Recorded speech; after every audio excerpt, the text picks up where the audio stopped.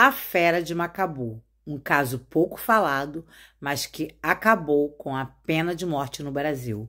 Eu sou Isabelle Valadares para Histórias, Crimes e Outras Bobagens.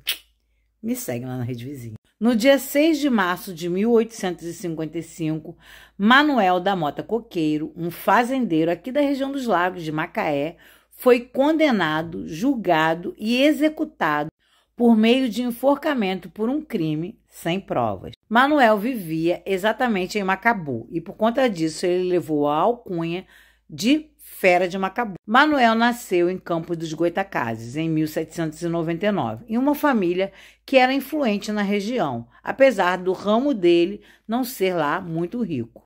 Campos dos Goytacazes era o lugar onde também viviam os índios Goitacás, que eram dos índios mais valentes, eram guerreiros canibais, né, que comiam mesmo os inimigos e deram bastante trabalho para os portugueses, mas acabaram sendo dizimados por conta de varíola. Aliás, propositalmente. Não há nenhuma imagem real de Manuel da Mota Coqueiro, apenas essa imagem que foi usada como um retrato falado dele.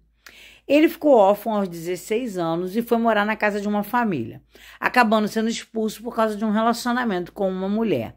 Ele então vai morar em Campos, na casa de um primo de segundo grau, Julião Batista Coqueiro, que era filho do seu padrinho. Manuel foi meio talarico com o primo. Em 1819, o primo foi estudar no Rio de Janeiro e deixou sua noiva para trás, Joaquina.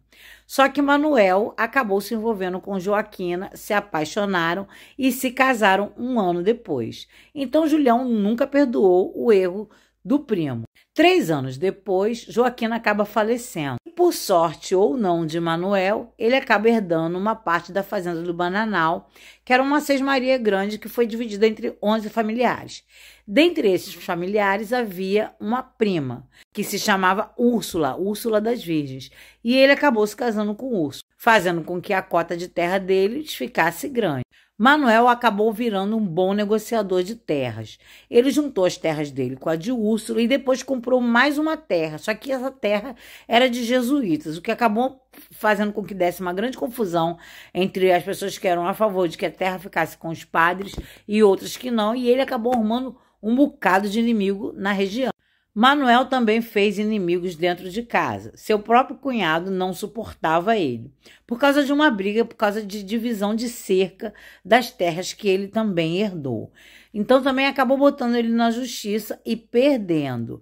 Nisso, André acaba se juntando a Julião, aquele primo vingativo lá do passado, e acabaram fazendo vários aliados contra Manuel Coqueiro da Mota. Então, Manuel começou a pensar no sistema de colonato, ou seja, entregar uma parte das terras para uma pessoa com família, plantar, colher e também trabalhar para ele. Assim, chegou nas suas terras um homem com 6 filhos e a sua esposa. Ele se chamava José Benedito.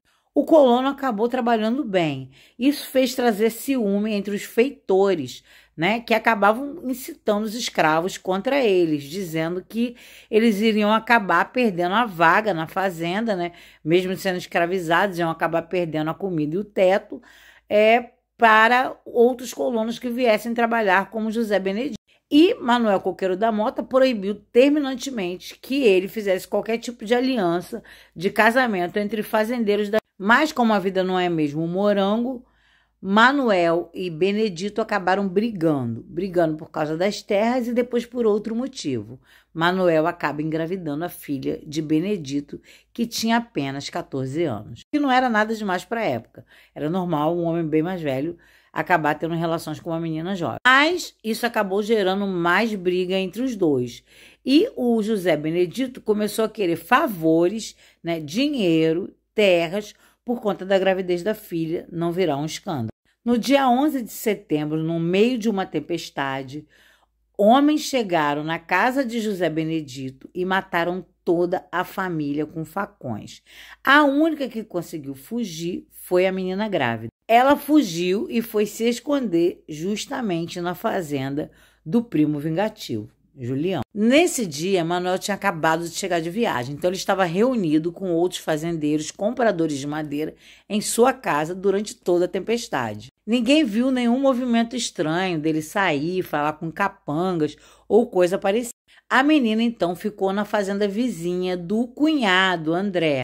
até que Manuel foi acusado. Manuel então fugiu, começou a usar uma máscara fingindo estar com pneumonia para não ser reconhecido nas ruas. E todo mundo ficou atrás dele, a polícia atrás dele e tal, até que conseguiram pegá-lo um mês depois. 2 de seus funcionários e um escravizado foram condenados à forca. É claro que ele tinha motivos para ser o mandante do crime, mas não havia nenhuma prova material de que ele pudesse ter feito isso. Até porque os escravizados também não gostavam do colono e somente diziam que 6 homens negros entraram com facões e mataram a família. Todas as testemunhas eram inimigas dele. E os escravizados que foram depor nem podiam na época por causa das leis.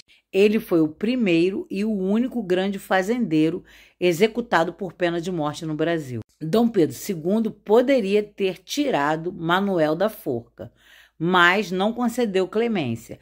Depois, quando ele ficou amigo de Vitor Hugo, que era totalmente contra a pena de morte, aí ele então começou a pensar sobre esse caso e ver que poderiam ter feito algo errado, então baniu a pena de morte no Brasil. Mesmo 20 anos após a morte de Mota Coqueiro, ainda tinham casos de pena de morte no Brasil, principalmente para escravizados. Durante alguns períodos da história, como no Estado Novo, a pena de morte acabava indo e voltando. Mas hoje em dia, somente em casos militares e de guerra declarada que a pena de morte no Brasil pode ser aplicada.